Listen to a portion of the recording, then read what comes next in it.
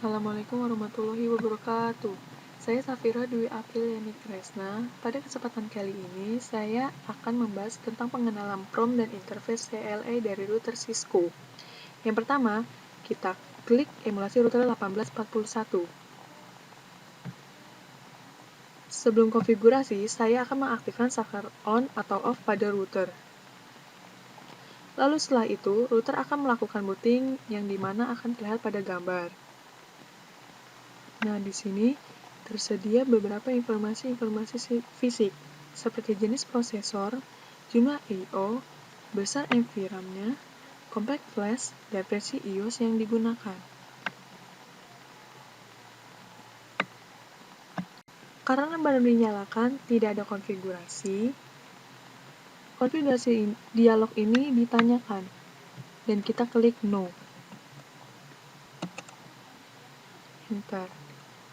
Tampilan awal dari Conference Line Interface Router Cisco. Untuk masuk ke dalam modus yang pertama yang dikenal dengan Prompt User Execute, cukup tekan Enter.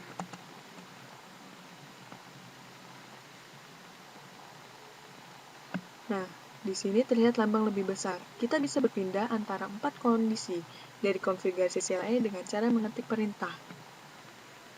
Misal, dari User Execute ke Privilege Access Mode, saya ketik Enable. Kita tap. Beberapa perintah yang tidak bisa di User Execute akan aktif di Privilege Execute. Untuk masuk ke modus konfigurasi, kita ketik Configure Terminal. Untuk mundur kembali, kita ketik Exit. Nah, untuk mundur dari Privilege Execute, saya ketik Disable. Seperti ini.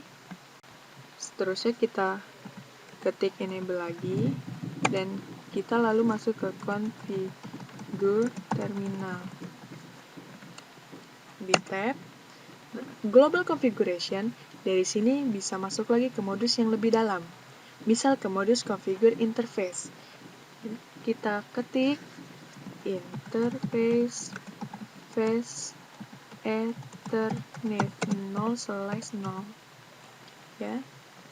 Oh, maaf, ada salah. Nah, lalu kita tab. Nah, di sini kita sudah masuk ke specific configuration. Tetapi, pembahasan tentang configuration interface tidak akan dibahas di sini. Maka saya akan keluar dengan mengetik exit.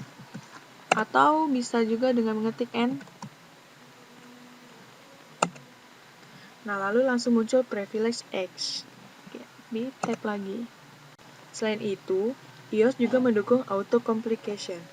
Contohnya, saya ingin memunculkan versi iOS yang bersangkutan dengan mengetik show version.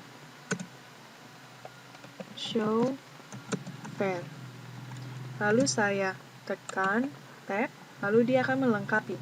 Karena kemungkinan dari ver hanya version, maka dia menambahkan version. Show version di sini menampilkan versi dari iOS yang bersangkutan. Karena halamannya banyak, kita bisa tekan tombol Enter. Tekan tombol Enter untuk berbaris, atau tekan tombol spasi untuk per halaman.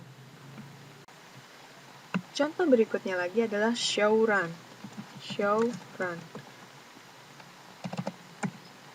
Lalu saya tekan tombol tab. Lalu dia akan melengkapi run dengan running config. Yes. Nah, contoh yang ketiga, saya hanya mengetikkan tombol S. Karena saya lupa perintah selanjutnya, saya ketikkan tanda tanya. Oh, send setup show SS, yang dimana ternyata perintah yang dimulai dari S ada 3, yaitu setup, show, dan SSH. Karena saya mau show lalu spasi, saya ingin menampilkan show,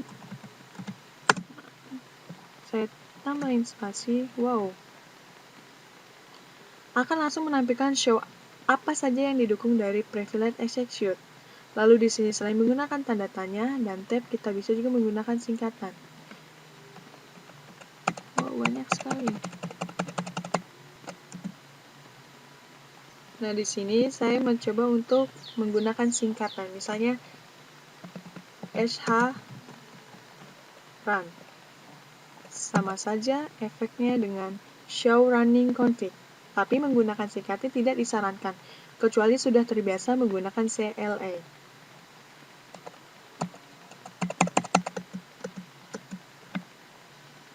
Di sini ada bantuan dari tanda tanya.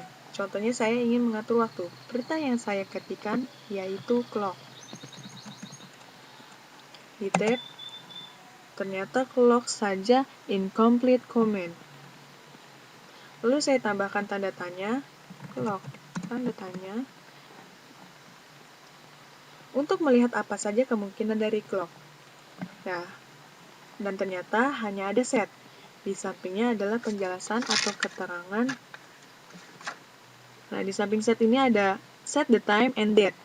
Lalu saya mencoba mengetikkan clock set 15 Juni 2012. Maka dia akan menyatakan bentuk error yang kedua dengan tanda petik atas ini. Oleh karena itu, sangat penting untuk mengikuti format yang diberikan. Karena saya tidak hafal perintah, selanjutnya saya menggunakan tanda tanya lagi. Wah, unrecognize command. Selanjutnya saya mengetikkan clock set tanda tanya. Ternyata ada yang harus dimasukkan. Hours, minute, and second. Misalkan saya memasukkan 13, 215, dan 59. 13 untuk hours, 15 untuk minute, dan 59 untuk second. Wow, ternyata masih incomplete. Nah, saya harus memberikan tanggal, bulan, dan tahun. Nah, saya coba masukkan clock set 13, 15, 59, 15 Jun 2012. Yes. Nah, ternyata di sini sudah benar pengaturan untuk clock-nya. Demikianlah pembahasan prompt pada iOS, bagaimana perpindahan antar mode, fitur auto completion, and error messages. Semoga berguna untuk kalian semua. Terima kasih.